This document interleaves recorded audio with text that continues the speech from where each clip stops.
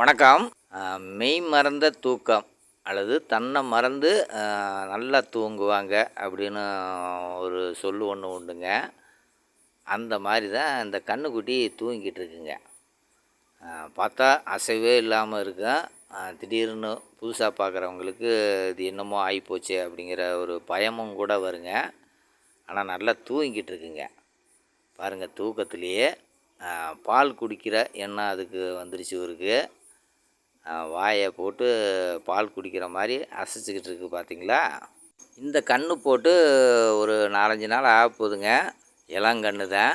மனிதர்கள் மட்டும்தான் அசந்து தூங்குவாங்க அப்படின்னு நம்ம நினப்போம். ஆனால் மாடு கன்றுகளும் ஒரு சில நேரங்களில் இப்படி தூங்குங்க. மற்ற உயிரினங்களும் ஒரு சில நேரங்களில் இந்த மாதிரி அசந்து தூங்குகிற சூழ்நிலையும் இருக்குதுங்க.